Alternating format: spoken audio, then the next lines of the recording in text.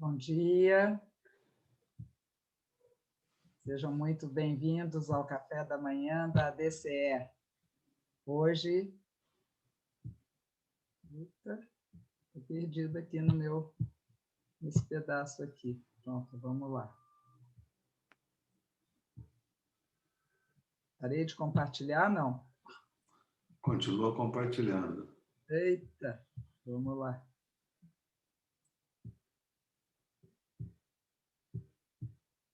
Gente, me perdi aqui. Quer ver como é que eu volto aqui? Pronto. Ok. Voltei. Pronto. Pronto. Muito bem-vindos. Hoje, dia 17/6/2021.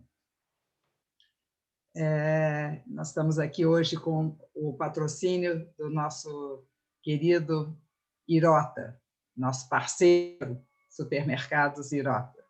E peço ao Padre Valdeir, agradeço ao Alexandre Serafim a sua disponibilidade em participar aqui, em compartilhar as suas experiências, e peço ao Padre Valdeir que nos inspire aí com uma meditação, e hoje com uma bênção especial para o nosso querido Guilherme, meu irmão, que faz aniversário, e que Deus o proteja e que seja aí mais um ano de muita alegria e de muita proteção.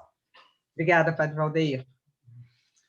Em nome do Pai, do Filho e do Espírito Santo. Amém. Amém.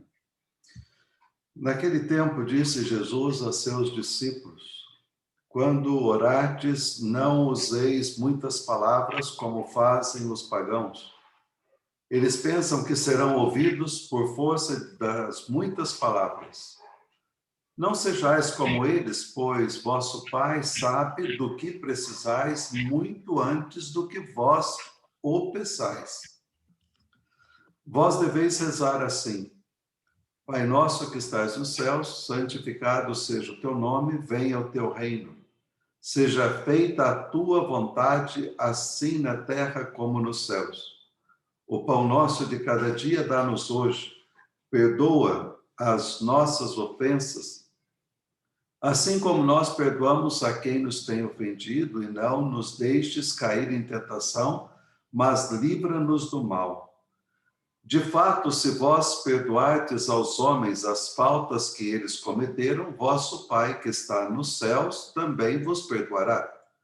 Mas se vós não perdoardes aos homens, vosso Pai também não perdoará as faltas que vós cometestes. Palavra da salvação. Glória a vós, Senhor. Glória a vós, Senhor. a gente sabe perfeitamente a dificuldade que é de viver uma vida de oração. É mais fácil escolher outros caminhos, né? A oração é muito difícil porque a oração se trata de uma intimidade com Deus. E nessa intimidade com Deus, nesse amor a Deus, eu gostaria de pegar uma frase de São João Maria Vianney, que está no Catecismo da Igreja, que na sua experiência de oração, ele diz o seguinte: meu Deus, eu vos amo, e meu único desejo é amar-vos até o último suspiro de minha vida. Meu Deus infinitamente amável, eu vos amo e preferiria morrer amando-vos a viver sem vos amar. Senhor, eu vos amo, e a única graça que vos peço é amar-vos eternamente.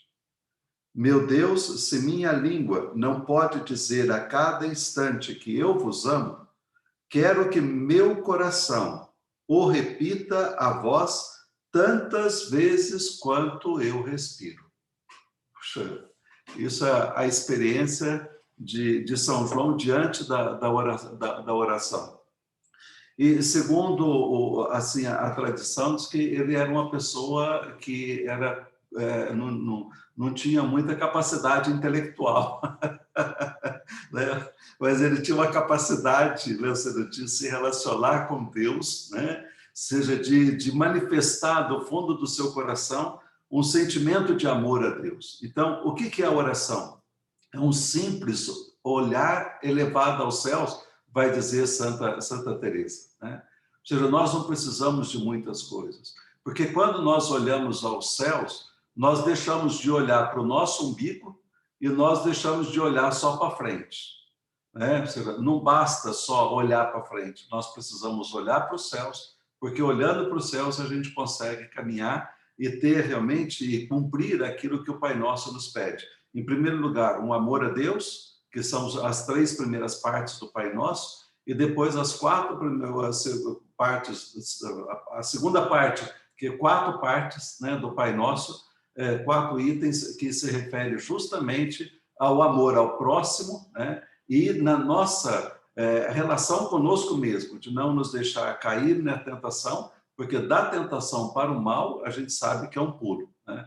Eu brinco que hoje em dia é a mesma coisa do pessoal falar assim, eu não vou para o hospital, né? Porque hoje em dia o hospital está quase que sinônimo de cemitério, né? É um pulo para o cemitério, né? Ou seja, o mal, né? Ou seja, a tentação para o mal é um pulo, assim como muitas vezes é uma analogia só para a gente perceber, ou seja, de que a gente precisa evitar ao máximo, cuidar ao máximo de nós mesmos, né? Para que a gente não venha a ter as consequências do mal, do pecado na nossa vida, né? E buscar o perdão, que é fundamental, né? Ou seja, o perdão a outra pessoa, a gente perdoar e saber perdoar, que isso daí é um dom que vem de Deus e que Deus revela a cada um de nós, né? Senhor onipotente e Pai bondoso, que criastes todas as coisas temporais para servir e deleitar o homem no caminho para o seu destino final, e que nos chamastes a colaborar contigo na tua criação e na tua providência, ao marcar-nos com a vocação de dirigente cristão de empresa. Infunde-nos um fiel espírito de justiça e um ardente desejo de caridade, a fim de que, no nosso esforço para descobrir, para transformar e para distribuir os bens materiais, busquemos sempre a promoção integral dos nossos irmãos, os homens. E para que, servindo-os a eles por ti e em ti, com nossas atividades, ascendamos todos juntos pela escala dos bens materiais até a posse dos eternos bens. É o que te pedimos por Cristo nosso Senhor. Amém. Muito obrigada, Padre Valdeir, e pela que vale é o amor, né? Não precisa ser muito capacitado, né? Se você tiver amor, né, a gente consegue aí ir levando as coisas. E acho que a gente tem que, cada dia mais, realmente inspirar as pessoas e levar o amor por onde a gente passar. Agradeço novamente a disponibilidade do Alexandre e dizer, viu, Alexandre, que nós estamos aqui com uma assistência do outro lado do oceano. Nós temos gente da Europa participando, pessoal de Portugal, pessoal do Brasil, do Norte, do Sul.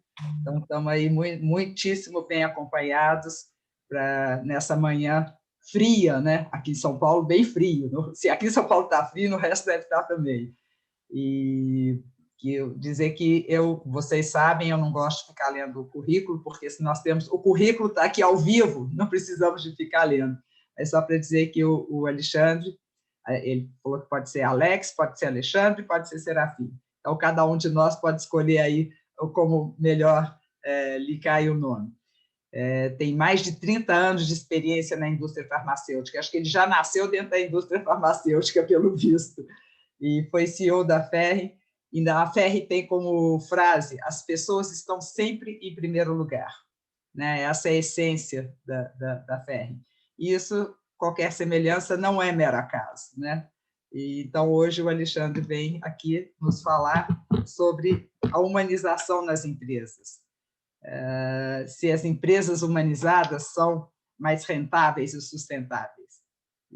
Então, vamos aqui ouvir um pouquinho, e novamente agradeço, Alexandre, fique à vontade, e agradeço aqui os nossos apoiadores, temos também aqui o pessoal do Capitalismo Consciente nos acompanhando, a Daniela, o CIEE, a Podeme, a Zamar, CESUL, Crescer, então, essa turma toda que nos suporta aí, que estamos juntos, né? Suporta no sentido de dar suporte mesmo, estamos juntos nessa caminhada de fazer com que as empresas sejam realmente mais humanizadas.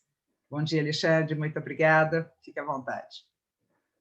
Muito obrigado, Gigi, pela oportunidade de estar aqui com vocês. Obrigado, Padre Valdeir, por começar o dia com a oração, isso é tão importante para a gente, né? É bom começar o dia assim. E eu gostaria de dividir com vocês uma experiência de humanização em empresas que eu tenho trabalhado há mais de 10 anos. Eu vou contar um pouco para vocês como tudo isso começou. É uma abordagem de humanização um pouco diferente do que vocês estão acostumados.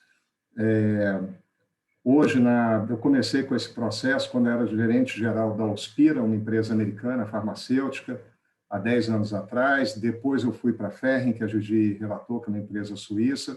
E hoje eu estou numa empresa chamada Zodiac, que é uma empresa farmacêutica de um grupo latino-americano. Então, a minha experiência é dentro da indústria farmacêutica. Muito do que eu vou falar para vocês eu pratico nas empresas onde trabalhei e onde trabalho hoje. Então, é uma experiência que tem um lado de pesquisa, teórico, né, ligado a um grupo da Unifesp, mas tem um lado empírico, prático, que é a aplicação no dia a dia. Tanto a Zodiac como a Ferrin são associadas do capitalismo consciente, então eu participo bastante do capitalismo consciente, estou coordenando lá um grupo de trabalho em ESG, né, que é uma sigla muito conhecida hoje em dia. Vou comentar sobre isso no final. E apertem os cintos, porque eu vou fazer uma jornada, vou tentar em 25 minutos falar de muitas coisas diferentes, mas que eu espero que se amarre no final, ok? Aí nós vamos ter algum tempinho para bater um papo. Deixa eu dividir com vocês a minha tela.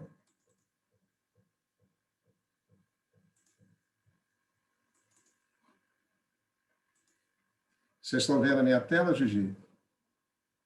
Me escutam bem? Ótimo. Então... Estamos vendo e escutando bem. Desculpa, Alexandre. Só para te dar o feedback aí, está tudo ok. Perfeito. Então, então, como eu disse antes, eu sou executivo de empresa, mas, ao mesmo tempo, eu faço um trabalho na Unifesp, na Escola Estadual de São Paulo de Medicina, com um grupo de filosofia e ciências sociais, não é?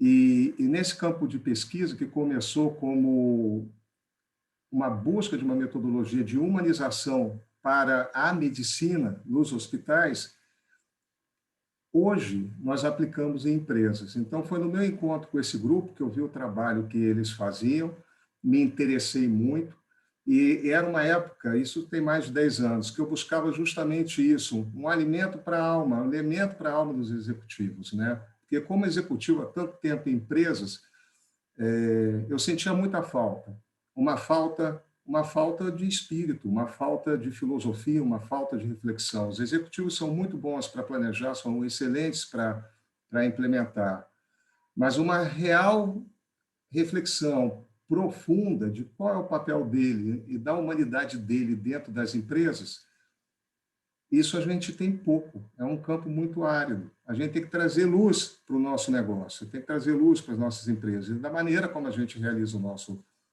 trabalho, não é?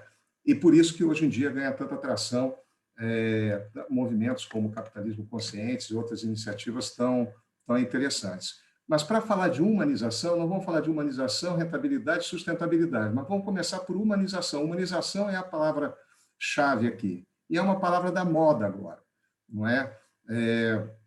Eu estive, por exemplo, há 2 anos atrás, junto com o professor Dante, que é o professor que coordena o grupo na Unifesp, na ABIAR, que é o grande reunião, né, com milhares de pessoas de recursos humanos, e a temática central era humanização. Por onde você vai, você fala de empresas humanizadas, e aí vem uma questão, né? Primeiro, por que se fala tanto de humanização? É porque deve ter algum problema, né, a ser resolvido, não é? E depois, o que é humanizar, né? Se humaniza como, né? Assim, a gente está acostumado assim, dá para treinar análise financeira, dá para treinar operação de torno. Mas, puxa vida, ensinar alguém a ser humano é meio esquisito, né? Como é que faz isso? E como é que se deixa de ser humano, não é verdade?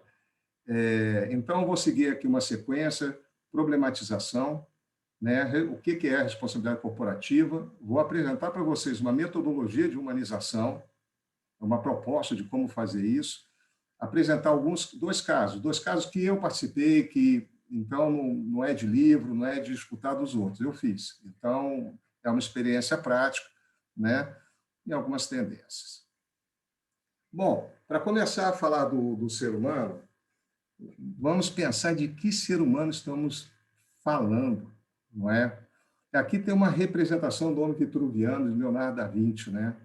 É uma figura que simboliza o humanismo renascentista. E aí existe um marco histórico muito importante, né? Saindo da Idade Média e começando a construir o que veio a ser a Idade Moderna, a modernidade, né? A modernidade onde estamos imersos até hoje, né? Nós temos que entender esse ideal, né? Esse ideal renascentista do ser humano. Nessa época houve uma mudança muito grande de como encarar o ser humano como centro do universo. Tem uma obra-prima de Pico della Mirandola, A Dignidade do Homem, que ele expressa perfeitamente toda essa ideia do humanismo renascentista que coloca o homem no centro do universo, né? É um homem medida de todas as coisas. É aí que a humanidade resgata a ideia de perfectibilidade dos antigos gregos, do homem perfectível, do homem que pode ser perfeito, não é? Não é à toa que hoje os executivos das empresas são super-heróis, né?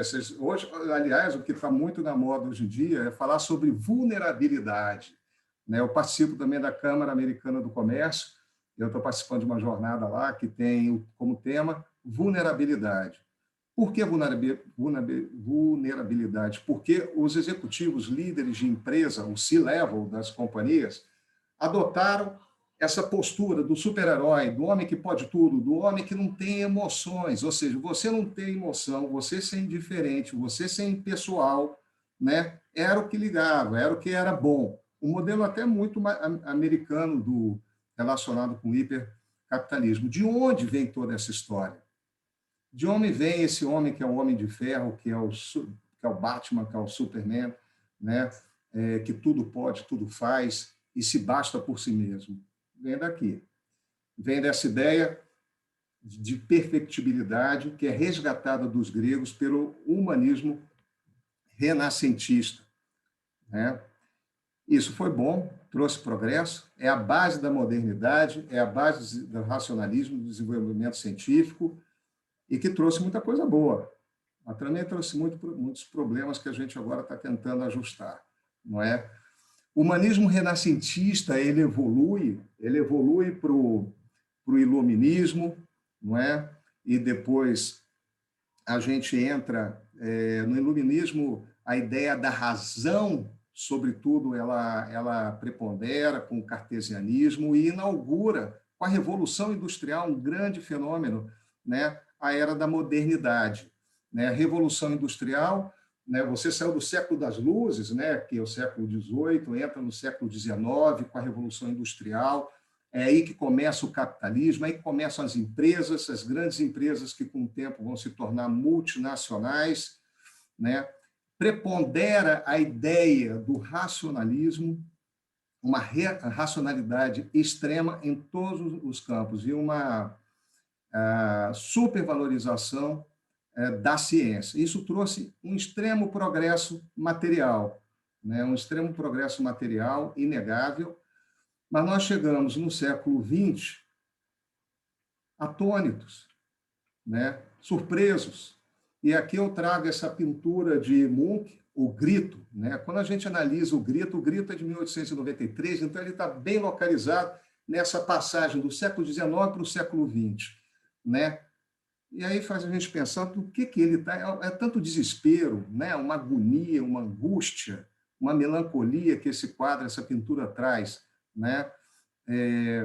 Por que isso numa Europa tão desenvolvida, né? Logrando todos os lucros, os frutos, né, da Revolução Industrial, do desenvolvimento econômico, né, do impulso do capitalismo, né, das revoluções, da liberdade, né, igualdade, fraternidade, por que o homem está tão angustiado? E essa angústia, ela perdura até hoje? Parece até premonitória essa pintura, né? Porque esse grito, né, expresso aqui, ele perdura até hoje. Foi no começo essa pintura da virada do século XIX para o século XX. O que veio depois disso? Depois disso veio a Primeira Guerra Mundial, depois disso veio a Segunda Guerra Mundial. E a Alemanha, que era o país mais civilizado da época, cientificamente desenvolvido e com toda a tecnologia, com a ciência, vocês conhecem o resto da história, né? Cometeram horrores impensáveis, não é? Que, na verdade, não é um problema do alemão, é um problema da humanidade. E assim começamos o século XX, o século das guerras. Mas foi depois das guerras, a modernidade ela se aprofunda, o capitalismo ele avança, não é? E o homem continua se desenvolvendo, continua desenvolvendo as máquinas, né? Você tem o fenômeno do Taylorismo, o fenômeno do Fordismo. Eu sou engenheiro por formação, não é? E engenheiro de produção. Então, para mim, é muito claro isso. O que a gente estuda em engenharia de produção? Isso aqui, o que era feito, né, no Fordismo, no Taylorismo, né? Racionalização, especialização, divisão de tarefas. E isso é muito bom. Isso permitiu a produção em massa, né? Permitiu o mercado de consumo, né? Permitiu muito desenvolvimento e acesso a produtos, não é? Mas trouxe alguns problemas. Carlitos, através da arte, né, através do seu cinema, capturou muito isso em tempos modernos, né? A gente vê nos filmes de Carlitos ele brincando com esses conceitos da modernidade, né? Tem um outro filme que ele brinca com Hitler, né, jogando com o Globo, mas nesse daqui ele representa muito bem o efeito desse excesso de racionalização, esse excesso de padronização e de especialização, né, que a modernidade traz, né? E essa fé exagerada na ciência. Tem uma cena do filme que eles colocam ele sentado numa cadeira, não sei se vocês lembram, que tenta alimentar o robô, alimentando ele para ele não perder tempo de trabalho, não é verdade? Então, vamos lá. E para onde nós estamos caminhando, né? Esse elemento da fábrica, né, da racionalização do trabalho, da forma como o trabalho é organizado, isso não ficou na fábrica. O que acontece de lá para cá é que isso se intensificou. E com a tecnologia digital, você consegue implementar esse mesmo conceito fora da linha de produção. Onde? Aqui dentro de casa, no home office, né? A tecnologia digital, ela permite expandir a ideia da racionalização de um modo extremo, afetando a área de serviços, né? Hospitais, escolas, né? Todas as áreas da humanidade e da produção. E você não precisa mais ter a fábrica, né? Você pode ter isso dentro de casa. Temos uma esteira virtual, né, comandada pelo nosso smartphone, que define qual é a cadência das reuniões e como o nosso tempo é distribuído, e a barreira entre a casa e o trabalho diminuiu, pelo menos aqui na época da fábrica, você batia o cartão, você saía dali, você estava um pouco livre, agora ficou tudo misturado, não é? E eu não estou sendo crítico, na verdade, isso tem um lado muito bom, mas tem um lado muito ruim. O problema não é a tecnologia e nem a organização do trabalho. O problema é o homem, como a gente gerencia essas questões, né? Que a gente vai refletir mais adiante, né? O problema é que a gente está perdendo a mão do processo, a gente está deixando o processo nos dominar. E o que a gente percebe é um esvaziamento da essência do homem. O homem está perdendo a sua alma, aquilo que o caracteriza como ser humano, porque na medida em que ele se deixa padronizar, ele passa a ser uma peça de uma máquina, de uma grande engrenagem, não é? Ele perde a sua alma, né? Quando eu digo alma, eu estou pensando na alma afetiva, na alma reflexiva, intelectiva, né? Aquilo que caracteriza a gente do homem, o homem que pensa, o homem que sente, né? O homem que ama. Afinal, naquele modelo padronizado, o framework, né? Vamos falar dos executivos que somos nós que estamos aqui, é do homem de ferro, não falha nunca, né? É produtivo, a produtividade tem que ser mais do que tudo, e se puder ser atleta, fazer um Ironman, melhor ainda, porque isso demonstra o quanto que ele é bom, né? É uma padronização, né? O homem, cada um é diferente. Essa padronização extremada, essa especialização, ela leva a isso aqui, ó, né? Zumbis, é o que a gente está se tornando. E, gente, eu não estou falando por mim, não. Eu estou falando o que eu escuto nas reuniões que eu faço com os executivos. Eu estava na Câmara do Comércio, agora estava numa outra reunião com eles, sobre a ESG, só com o executivo, top de primeira linha, estava todo mundo reclamando disso. E isso é muito bom, porque está mostrando que a gente tem, sim, um problema. E o problema que a gente vive hoje, e é a problematização que eu quero fazer com vocês, é a problematização da desumanização. Esse é o ponto central do que a gente está conversando, e, para mim, é o ponto principal do problema que nós temos, né? Hoje se fala muito sobre hipercapitalismo, tem muita gente que coloca o problema dentro do capitalismo no modelo de produção. A gente, lá na Unifesp, no grupo de trabalho de pesquisa, a gente não acredita isso ao hipercapitalismo, né? Na verdade, muitos pensadores, né, Durkheim, por exemplo, se você pensar, e que foi um crítico que falava muito dessa atopia da sociedade já naquela época, ele vê que a questão não é a maneira como o trabalho ele é organizado, mas a falta de propósito que você tem, a falta de solidariedade. Isso há 100 anos atrás ele já dizia isso, né? Porque, de alguma forma, a maneira como a gente organiza o trabalho e a gente usa a tecnologia e organiza nosso sistema econômico é um problema nosso. É o ser humano que está ali atrás, que está comandando e dosando e equilibrando esse processo. Se a gente perde a solidariedade, se a gente perde o amor ao próximo, se a gente perde a empatia, isso é um problema que não é um problema ou da engenharia de produção, ou do terrorismo, ou um problema do capitalismo. Está errado. Esse é um problema que, inclusive, existe em todas as sociedades, capitalistas ou não, em todas as formas, em empresa estatal, isso deve existir em escola, isso existe dentro do hospital, isso existe em culturas diferentes. É um problema da modernidade, da matriz filosófica que nós incorporamos na nossa maneira de ser e conduzir a humanidade, que se inicia lá no renascentismo, lá no humanismo renascentista, uma simples ideia, mas que transformou o mundo, mas que trouxe muita coisa boa, mas trouxe problemas. Trouxe problemas, por exemplo, com a destruição do meio ambiente, né, com a desigualdade social, a concentração de renda, não é verdade? E que o ESG tenta resolver, não é? mas parece que se esqueceram de uma coisa. Esqueceram de nós, esqueceram do ser humano. A gente fala de trabalhar com a comunidade, a gente fala de iniciativas sociais, a gente fala de distribuição de renda, e tudo isso está ótimo, e proteção do ambiente, que está bem alta agora. Isso foi necessário e foi um caminho de evolução. O curioso é entender que nós falamos pouco do ser humano, e se o ser humano ele não tem uma base, ele não tem densidade afetiva e reflexiva, todo o resto não se sustenta, né? Todo o resto não se sustenta, né? E alguns sintomas disso a gente vê por aqui. E aí eu voltei para as nossas empresas, focando no mundo do trabalho, das empresas, né? O que a gente vê? Olha, o que a gente está falando da empresa? De burnout é um problema enorme, solidão, são palavras que não estavam no vocabulário dos executivos, né? Vulnerabilidade, por exemplo, que a gente discutiu, né? Mas hoje a gente fala de doença mental, de depressão, de ansiedade. E tem vários estudos acadêmicos, qualquer MBA ou revista, se vocês pegarem a Harvard, não tem uma edição que eles não vão falar sobre depressão, ansiedade e burnout, né? E isso não é um problema das empresas, são as empresas que são culpadas, são os executivos que são terríveis.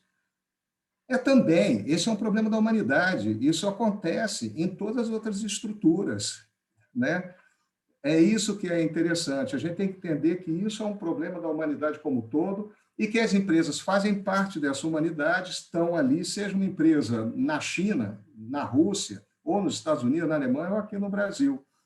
Ou que não seja uma empresa, que seja outro tipo de instituição. Você vai encontrar a mesma situação, porque a raiz disso é muito mais profunda. É a raiz da desumanização. E nas nossas empresas, a gente olha e a gente vê isso, a depressão no mundo corporativo. Então, nós, como líderes, como executivos dessas empresas, temos que pensar, bom, e aí? Como é que a gente faz? Como é que a gente melhora essa situação? Né? A gente já conseguiu um caminho dentro da sustentabilidade, né? Sequestrar carbono, né? A gente já conseguiu um caminho dentro da participação social. A gente já entendeu que o capitalismo não pode ser o hipercapitalismo que gere tanta desigualdade. Então, não é que está resolvido, mas tem um caminho, tem um driver. Mas nós não descobrimos ainda como nós fazemos para resgatar a nossa humanidade. Muitos pensam que esse resgate, esse caminho, esse próximo passo, ele está ligado à evolução do mundo digital. Existe uma supervalorização, na minha opinião, né, do que a ciência pode nos dar. Né? Então, aqui eu tenho a representação do eu robô. Então, o homem, quando ele se sente encurralado, ele entende que ele tem esse problema, ele vai buscar a solução nas fontes em que ele tem bebido dos últimos séculos. O que acontece da Idade Média para cá, do humanismo renascentista até hoje, e evoluiu com a evolução industrial e com a hipermodernidade que nós vivemos hoje, né? A racionalidade, a ciência. Então, nós temos esse problema. Onde é que a gente vai procurar a solução? A gente vai procurar a solução em mais ciência, né? E agora está todo mundo muito encantado com as possibilidades do mundo digital e da inteligência artificial.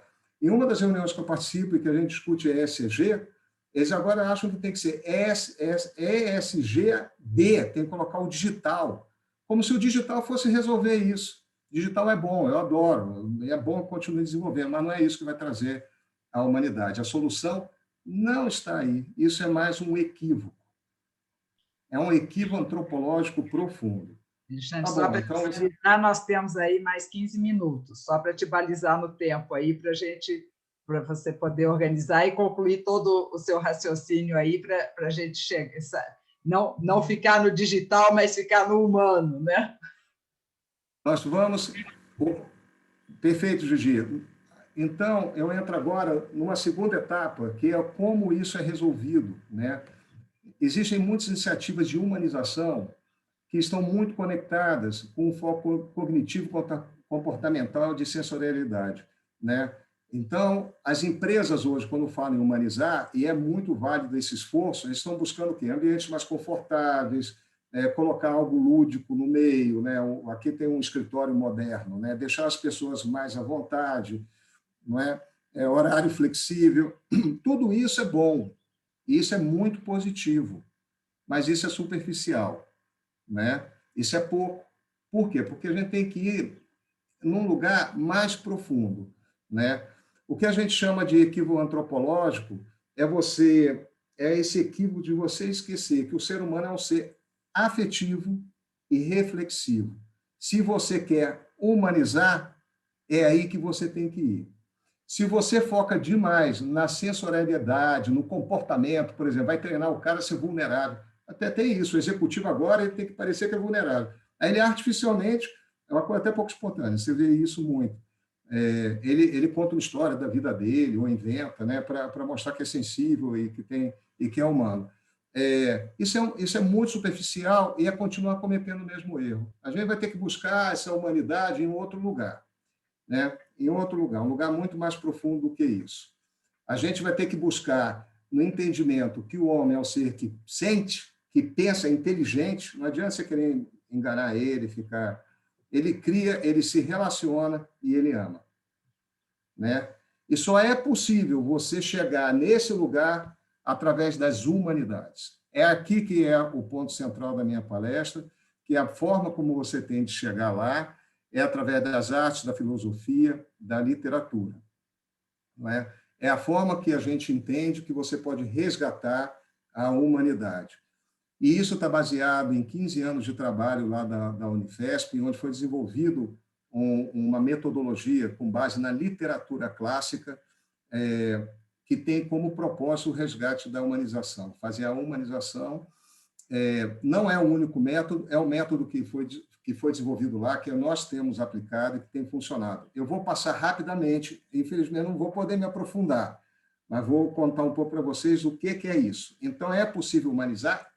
Mas não dá para fazer isso com manual ou com treinamento, e menos com um workshop. A gente tem que buscar uma outra coisa. A coisa que a gente descobriu, e é só uma, deve ter outras, é através do laboratório de leitura. Isso é uma metodologia de humanização que a gente recorre à leitura dos clássicos, não é uma análise crítica de literatura e não é clube de leitura.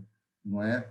É um processo, é um método em que a gente resgata, através dos clássicos e dessa discussão em grupo, que segue um roteiro pré-definido, a humanização. Geralmente são 6 encontros, ou, em alguns casos, como a gente fez lá na Ferring, a gente faz uma manhã inteira, aí eu utilizo um conto.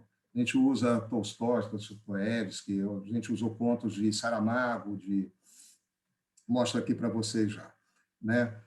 A gente aplicou isso aqui, eu vou mostrar rapidamente, que nós fizemos essa técnica em 2 empresas. Na Natura, isso há 10 anos atrás, nós fizemos lá um ciclo com um grupo voluntário, né, de diversas funções dentro da companhia. Usamos esses 3 livros, né, Mord Van Illich, e era para ser um ciclo só. As pessoas adoraram e quiseram mais, né? E aí nós fizemos o Sonho de um Homem Ridículo e o Retrato de Dorian Gray, não é? E a forma da gente medir, entender qual foi o impacto que aquela atividade causou nas pessoas é através das narrativas. É uma avaliação qualitativa e interpretativa. Aqui não cabe régua, aqui não cabe cálculo, que a gente adora número, né? Fazer estatística. A gente até fez pesquisa, mas o mais importante não é isso. O mais importante é você interpretar, né? Através das narrativas, dos depoimentos que são dados. A gente fez isso usando metodologia antropológica, registrando tudo em caderno de campo, gravando, né? O que foi o impacto nas pessoas. Então, eles dizem que esse método ele traz questões universais e humanas que estão sendo ignoradas no mundo corporativo, palavras deles, né? E a literatura nos dá essa possibilidade. Eles falam que a humanização é uma tendência e que as empresas precisam ampliar a sua visão, né? No caso da Ferring, nós aplicamos o método de uma maneira um pouco diferente, usamos contos, esses contos, aqui fizemos vários grupos, aqui foi um pouquinho diferente, não foi voluntário, fizemos por departamento de finanças, departamento de RH, usamos contos, né? E era uma manhã, né?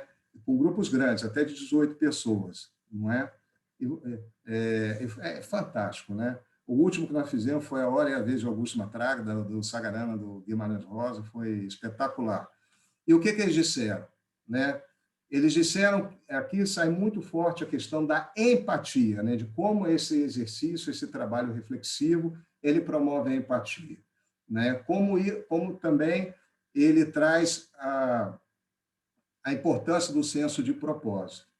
E nós, no final da avaliação, bom, é uma empresa, eu tenho que mostrar que aquilo que eu estou fazendo tem uma conexão com aquilo, com os objetivos da companhia. Nós fizemos uma correlação fizemos uma pesquisa entre o que as pessoas disseram e sentiram, vivenciaram com aquela experiência, e os drivers de liderança que aquela empresa particular definia como importantes. E a gente vê que tem um match muito grande, ou seja, não é uma coisa ou outra, são as duas coisas, e uma coisa reforça a outra. Né? Aliás, dentro da sustentabilidade, tudo que é ESG, a gente sabe que é bom fazer o bem, mas ser bom também é bom para a companhia. Né? As empresas usufruem muito disso. Né? Por quê? Porque quando a gente faz a humanização, a gente faz trabalhos dessa natureza, pela minha experiência própria, pelo caso da Natura, pelo caso da Ferring, pelo caso que eu estou fazendo hoje na Zodiac, você naturalmente vai desenvolver a integração das pessoas, o engagement das pessoas com a empresa, um sentimento de gratidão enorme. Você promove a interação, team building, né? Estimula a criatividade. E, óbvio, que reforça a sua imagem institucional. Eu estou chegando já no fim da minha palestra, Gigi, estou dando uma acelerada aqui, mas esse é o caminho que a gente acredita, né? Eu trabalho muito com o professor Dante, né? na pesquisa, é que todo esse caminho que foi sendo percorrido, né? No começo da Revolução Industrial, os visionários, né, os grandes líderes, né, que percebiam, imagina, as pessoas trabalhavam sábado e domingo, não tinha lei trabalhista, né, era mulher, era criança, em condições insalubres. Né? Alguns, por vontade própria, começaram a modificar isso, começaram a exercitar a filantropia para devolver um pouco do que eles receberam para a sociedade.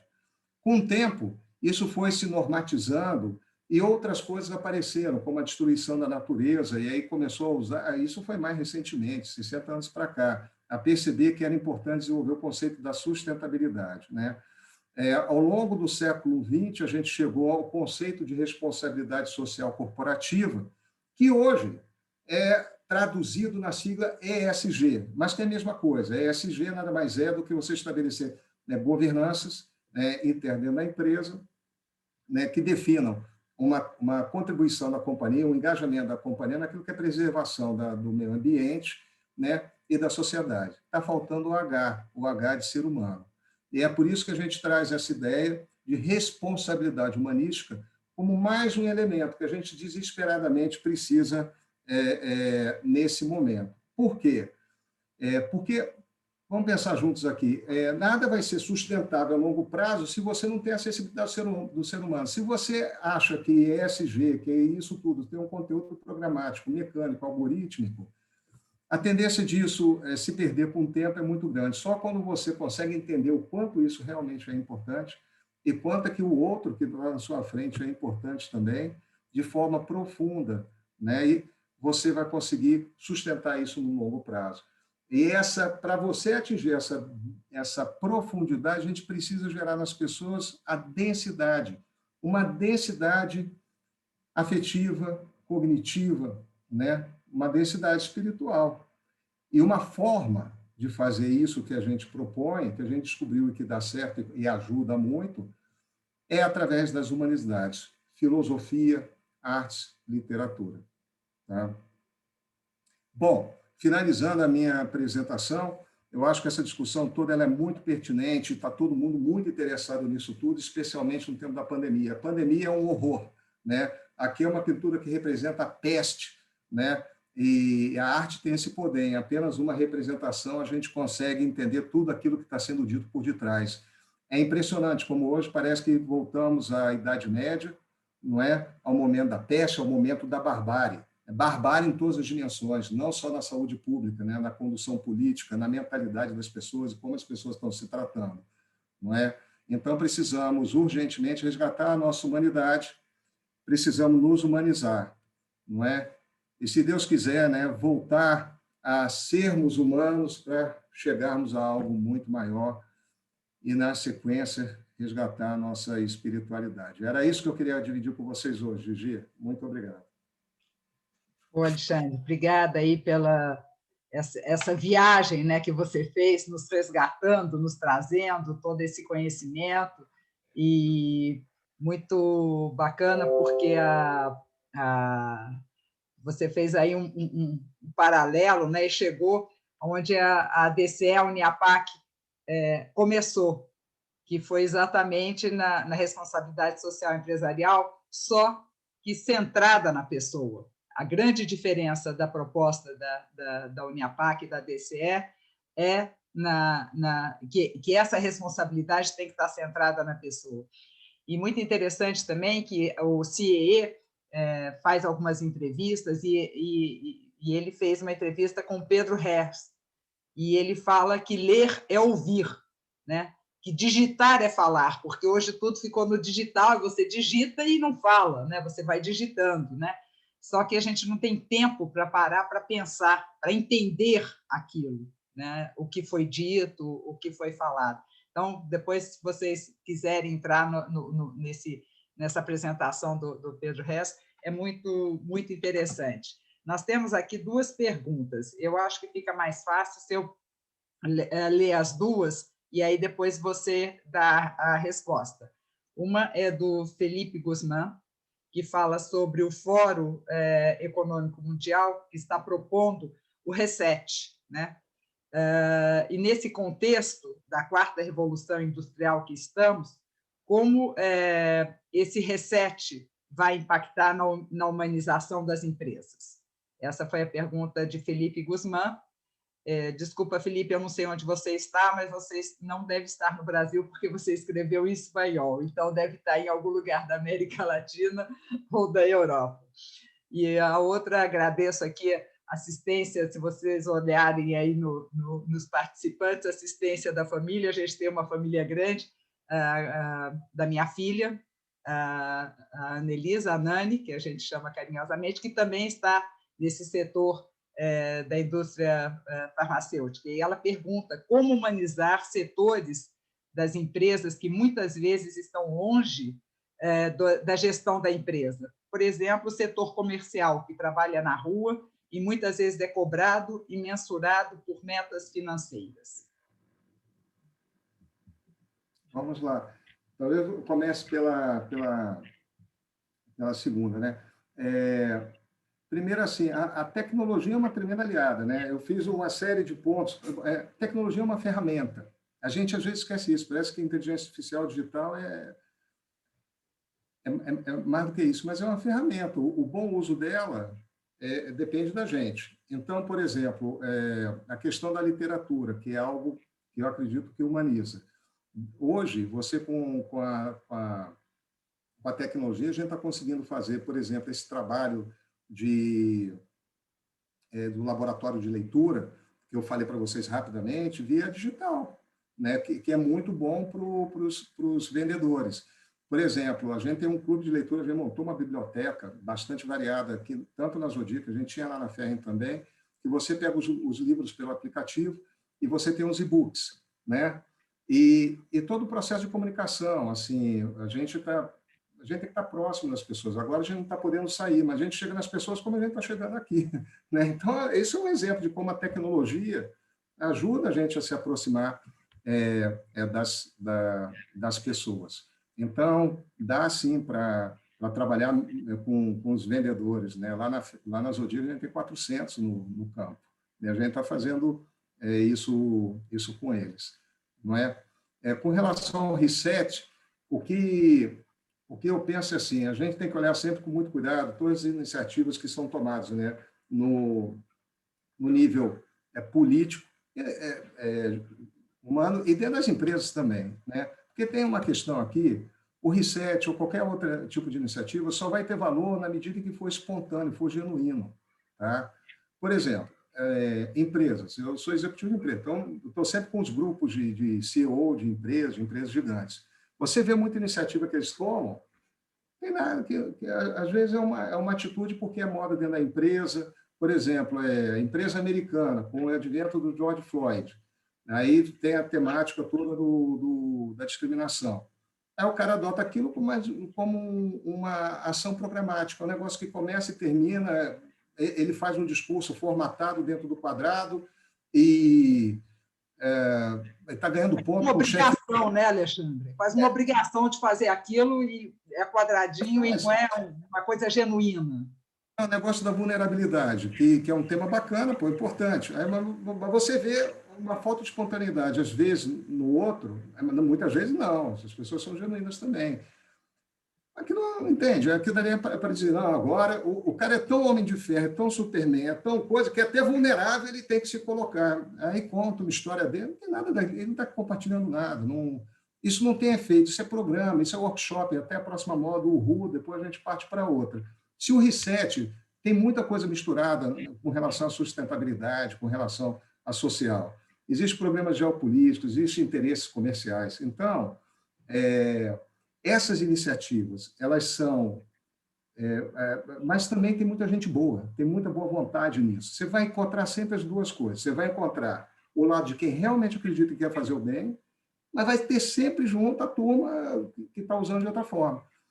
Eu acho que tudo pode dar certo, mas a gente vai ter que escolher separar o joio do trigo e olhar para as coisas não dá para ser ingênuo, né, com pouca ingenuidade, e tentar localizar dentro daquilo aquilo que realmente é de verdade. E tem. Né? E para falar a verdade, assim, o que eu tenho visto é que muita coisa você faz com boa... É impressionante o que a gente pode fazer dentro das empresas com boa vontade. Não precisa ser empresa grande, né? Todo mundo guarda os casos, assim, empresa gigante, né? Natura, Pepsi Cola, que faz uns programas, aí os caras adoram número e estatística. Deixa eles, é bom. A força está quando todos fizerem, pequenos e médios, e pequenas coisas que a gente faz no dia a dia, no trabalho da gente. É essa soma que interessa. O Elvis Ney, que está nos assistindo lá de Porto Alegre, pergunta aqui, elogia muito essa apresentação, e ele fala o seguinte: parece-me que o mundo empresarial social sempre foi canalizado e inspirado na figura do líder. Hoje tem a sensação que as novas gerações têm se desprendido da figura da liderança. Será que teremos uma liderança diluída, onde o propósito ocupa o papel do líder? Como inspiração dos jovens de nossa época? Olha, tem um provérbio chinês que ele diz mais ou menos assim, ele diz assim: o grande líder, quando termina o seu trabalho, a sua equipe, o seu time, né, seus liderados dizem, nós fizemos. Né? Eu acho que hoje tem que tomar um pouco de cuidado com isso, porque hoje em dia tem algumas ideias assim de compartilhamento de gestão. Então, o pessoal acha o seguinte, democratizar, então não tem chefe. Esse tipo de ideia eu acho que não funciona. Gestão é gestão, liderança é liderança, e empresa é empresa. E empresa, para ser boa, inclusive, e ter responsabilidade social, corporativa e humanística, tem que dar lucro. Tá? E ser isso tudo, e ser humana, né? Tá tudo certo, tudo combina, mas a gente não pode misturar as coisas, não é? Não pode misturar as coisas. Eu acho que o papel do líder é isso. Eu vou contar para vocês como eu faço dentro da minha empresa. Por exemplo, eu agora estou montando na Zodic, eu cheguei lá há 9 meses, um grupo para a gente formatar o QSG. Mas eu estou dando start, estou dando as ideias, estou trazendo para eles a minha experiência. Né? Mas eu estou coordenando, eu estou liderando. A partir desse determinado ponto, esse grupo passa a ser independente e eles passam a escolher as prioridades e as iniciativas que vão fazer. E tem rodízio entre os funcionários. Então, isso é uma maneira assim, eu dou o start, eu dou a ideia. Porque se eles não se engajarem de verdade, isso não vai dar certo nunca. Então, assim, se for só porque eu gosto, eu quero, eu entendo, e aí os caras fazem para me agradar, não funciona. Né? Mas, assim, primeiro eu jogo. E outra coisa, essas ideias elas não reverberam para todo mundo. Não adianta imaginar que vai ter 90% da tua empresa, que todo mundo vai gostar, que todo mundo vai engajar e todo mundo vai querer aderir. A realidade não é essa. A gente joga a semente, ela vai florescer em 10%. Se você tiver 10% de pessoas que entendem de verdade, entram de cabeça de verdade, querem contribuir de verdade, tá bom. E é com esses que você vai trabalhar. E depois que você ajuda, você joga a semente e você dá uma regadinha, deixa, cara. Aí sim essa ideia faz sentido, porque eles, por conta própria, vão indo. Agora, de vez em quando você vai lá, dá uma regadinha, né, ajuda a dar uma podada. Mas é isso, tem que ser genuíno, tem que ser das pessoas. Não é porque o líder quer ir pronto, isso não dá certo. Isso é bíblico, né? Que a gente, aliás, foi uma das leituras outro dia que a gente põe a semente lá, dorme, acorda, e ela vai germinando, né? Então a gente vai cuidando e ela vai germinando. O Sérgio coloca aqui, o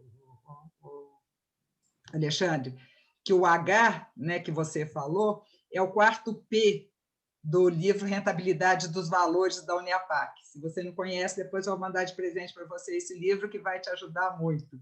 Eu quero sim. Muito, muito bacana mesmo, que foi lançado em 2008 e a gente já está querendo fazer um novo, porque tantas modificações, né, que a gente vai atualizando, inclusive por conta dessa pandemia e tudo mais. E nós tínhamos os 3 P's, né, que era o People, Profit e Planet. Faltava o quarto P, que era o de person, né? A pessoa no centro. Esse é realmente o caminho. A Daniela está aqui nos assistindo, acho que você conhece, lá do Capitalismo Consciente, e está te parabenizando. E a Rosana pergunta como fazer a curadoria dos livros, e a gente encerra com essa pergunta, e eu peço que você faça aí um fechamento aí da sua apresentação.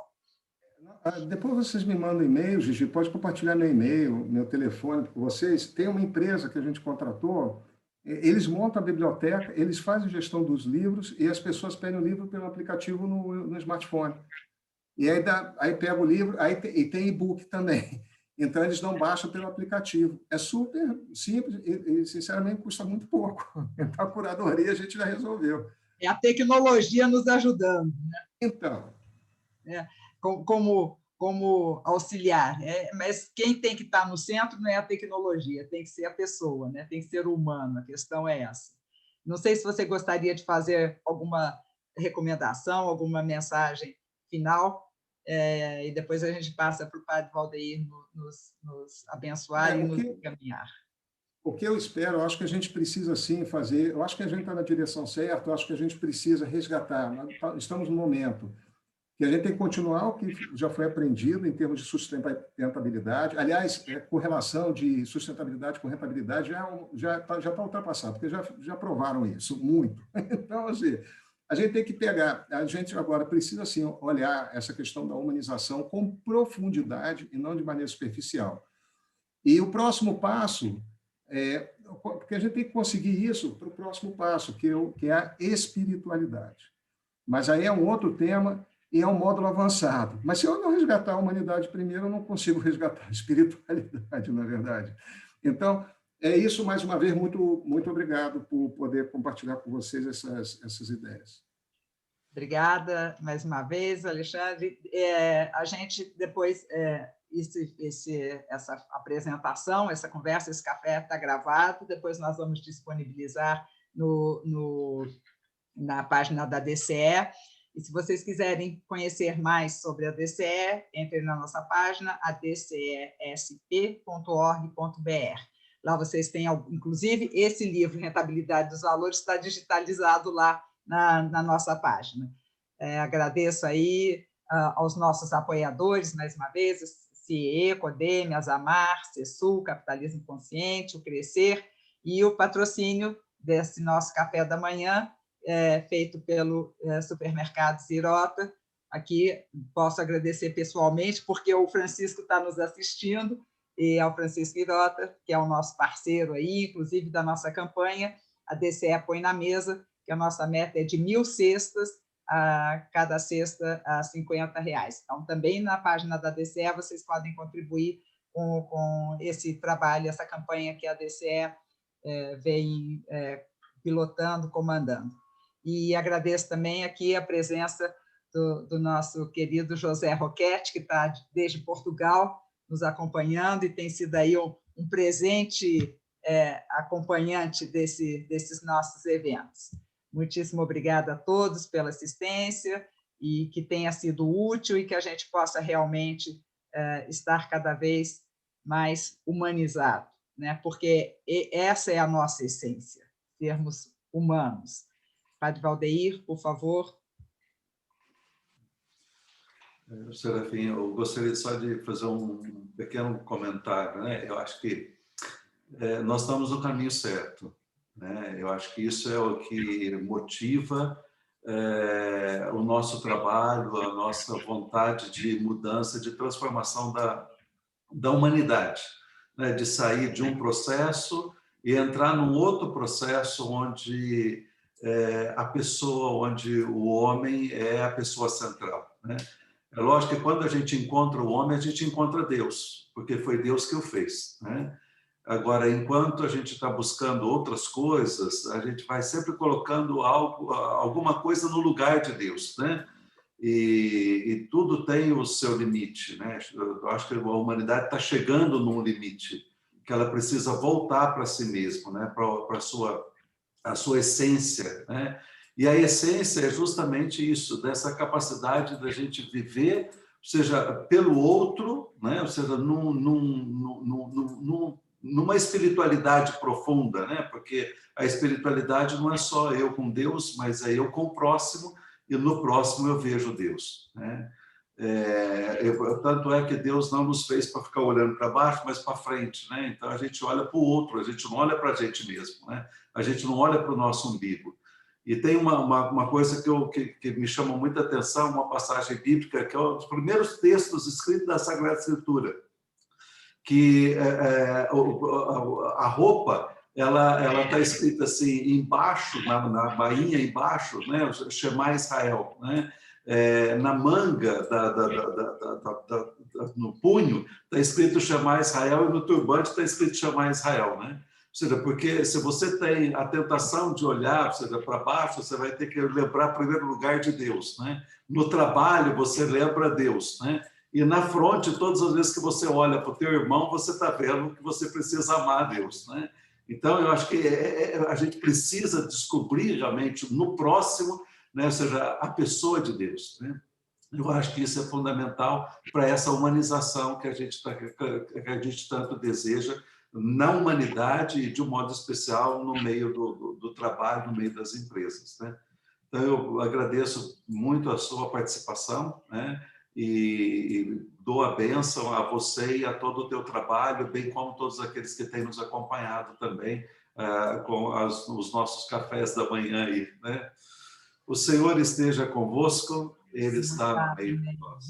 Abençoe-vos o Deus Todo-Poderoso, Pai, Filho e Espírito Santo, desça sobre vós e permaneça para sempre. Amém. Fiquem em paz, um bom trabalho a todos. Já temos o nosso próximo café da manhã agendado para o dia 15 de julho. Então, venham participar nesse mesmo bate-canal, já que falamos tantos dos super-homens, no mesmo bate-canal, na mesma bate-hora. Dia 15 de julho, das 8 às 9. Muitíssimo obrigada pela presença de vocês. E, Serafim, mais uma vez, obrigada pelo seu compartilhamento e pela sua disponibilidade. Padre Valdeir, obrigada pelas suas inspiradas palavras. Até a próxima, gente. Muito obrigada. Fiquem com Deus. Tchau, tchau.